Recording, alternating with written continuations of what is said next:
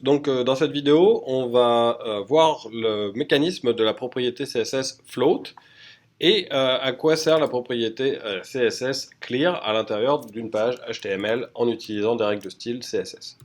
Donc, la première chose qu'on va faire, c'est commencer à donner un certain nombre d'éléments dans notre page. Donc, on va d'abord faire une div dont on va donner un ID contenant. Et puis ensuite, on va donner un certain nombre de divs.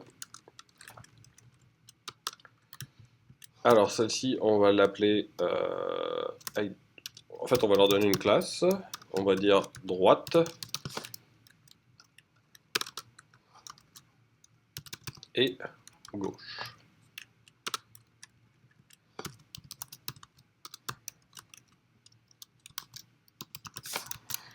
Donc voilà, on va simplement donner un certain nombre d'éléments comme ceci.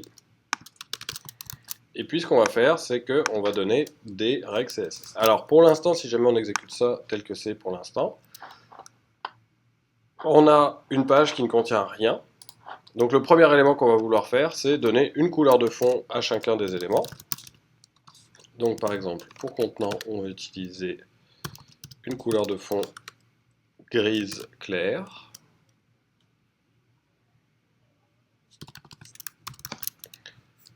Pour les éléments à droite, donc comme c'est une classe, on va utiliser point pour les désigner.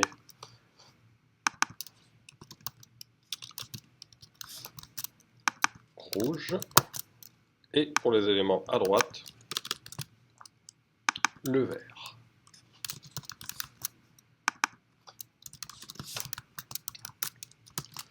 Alors encore une fois, si vous regardez les différents éléments qui sont là, on peut les parcourir à partir du body. Et on voit qu'ils font tous 0 pixels de haut, tout simplement parce qu'on ne leur a pas donné de taille. Donc la première chose qu'on va faire, c'est qu'on va donner à gauche et à droite une largeur de 100 pixels, 50 pixels, et une hauteur de 100 pixels. De 50 pixels, pardon.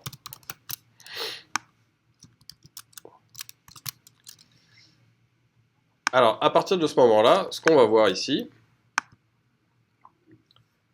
c'est notre contenant qui fait maintenant 100 pixels de haut, avec notre div gauche ici.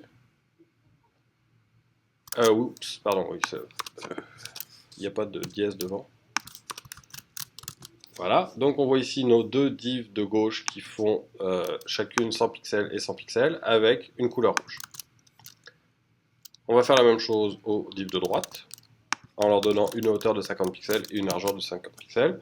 Donc là, on voit maintenant notre droite-gauche, droite-gauche.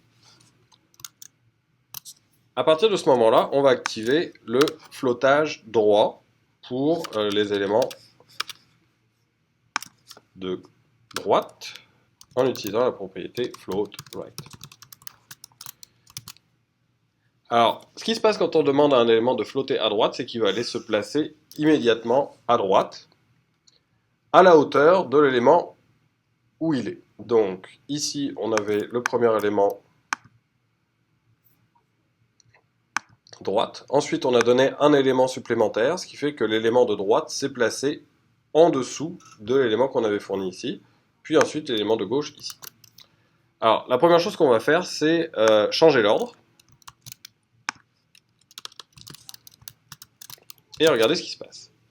Donc ici, ce qu'on a, c'est qu'en fait, l'élément de droite, le premier, s'est mis ici, et l'élément de droite suivant s'est mis au même niveau à droite. Donc en fait, si on en mettait un troisième, il continuerait à s'empiler comme ça, jusqu'à ce qu'il n'y ait plus de place, et éventuellement, il prendrait une deuxième ligne.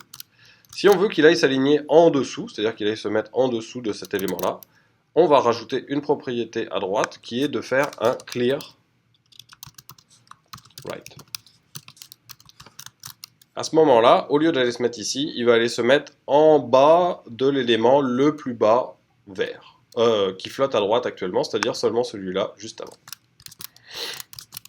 Donc maintenant, on se retrouve avec les deux éléments qui flottent l'un en dessous de l'autre. Alors, pour voir ce que c'est que le flottement, il va falloir rajouter du contenu dans notre div. Donc, ce qu'on va faire, c'est qu'on va aller chercher du lorem ipsum.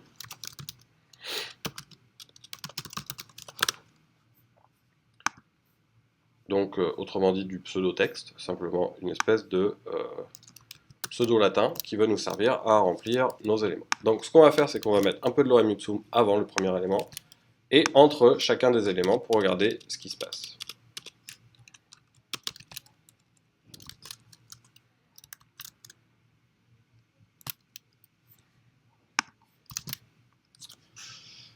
Donc, si on regarde ici ce qui se passe, on a notre premier paragraphe de lorem ipsum ici,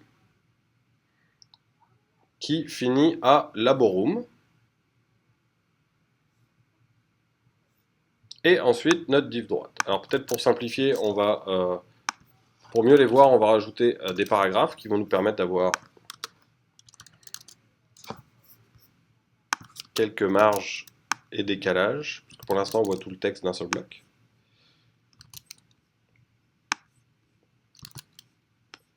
Et finalement le dernier ici. Donc on voit ici le premier paragraphe, et on voit que le premier float de droite va s'aligner à l'endroit où le texte devrait s'écrire maintenant. Donc il se met à l'étage, à ce niveau-là. Si on voulait que le premier div soit complètement en haut, ici, il ne faudrait pas le mettre ici, mais avant le contenu. Autrement dit, le premier float va s'aligner avec l'endroit où il est. Si je prends notre deuxième div droite ici, et que je le mets là, il va s'aligner cette fois-ci avec ce paragraphe-là. Et si je le situe encore plus haut, c'est-à-dire ici, il va se retrouver ici. Donc là, on voit comment fonctionne un float droit. Ça va aller placer l'élément à droite, et puis ça va se placer à l'endroit où normalement le texte devrait s'écrire, en flottant à droite. Donc par exemple ici, si jamais on voulait avoir un élément qui est juste avant chacun des deux paragraphes, on aurait ce type de fonctionnement. Maintenant, on va aller regarder ce qui va se passer avec nos floats gauche. Donc si on regarde en ce moment, nos floats prennent de l'espace, mais le texte ne va pas s'écrire autour. On voit ici que le texte s'écrit autour pour les float right. Donc on va vouloir aller définir ici, pour nos gauches, un float left. Donc on voit ici que le texte va se mettre autour.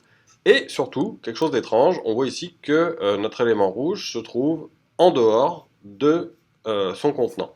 Donc le contenant vient ici, et bizarrement, notre float va aller se situer en dehors, alors que pourtant, il est bien à l'intérieur. C'est une des propriétés des floats qu'il faut comprendre, c'est qu'ils n'occupent pas d'espace. Autrement dit, le float pourrait prendre autant de place qu'il veut ici, la div ne va pas s'étendre pour le recouvrir. Donc ce qu'on va faire, c'est que par exemple, on va essayer de prendre cet élément-là à droite, notre div right, ici, et on va aller changer sa hauteur. Donc on va dire par exemple ici qu'il fait 500 pixels. On voit que le div right va tout simplement devenir plus gros,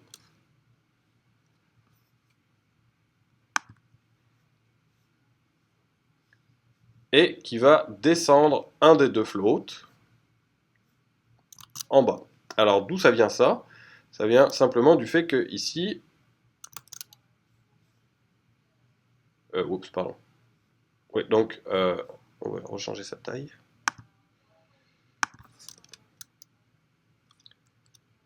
Donc si on lui met 200 pixels, voilà, donc il va arriver ici. Oups, pardon. Et si on met 250 pixels, il va dépasser. Donc encore une fois, le float se retrouve dans la div de contenant uniquement si sa taille est suffisamment petite. Alors comment on fait pour éventuellement étendre le contenant pour aller récupérer tous les floats? Ce qu'on va pouvoir faire, c'est mettre une div à la fin.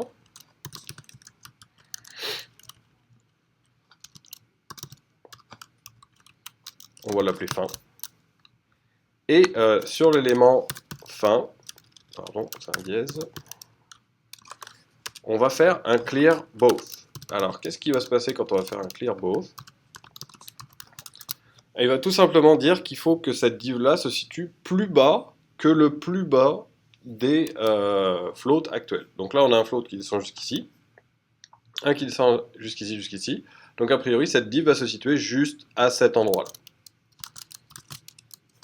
Donc à partir de ce moment-là, en fait, on a notre dernière div qui s'appelle fin, qui est juste ici, tout en bas de notre contenant, qui ne fait pas un seul pixel de haut, mais comme il a fait un clear both, il étend la zone de notre contenant jusqu'en bas pour intégrer tous les floats. Voilà, donc dans cette vidéo, on a vu comment faire flotter un élément. On a vu éventuellement comment rajouter un clear pour que des éléments flottants se retrouvent les uns en dessous des autres et pas les uns à côté des autres. On a vu comment le placement des floats pouvait avoir un impact sur l'endroit où on allait les retrouver dans une page. Donc par exemple, ici, comment en fait le float se situe à l'endroit où normalement on commencerait à écrire le texte. Et on a vu également comment utiliser un clear both pour permettre à une div qui contient des floats de couvrir l'intégralité de leur hauteur.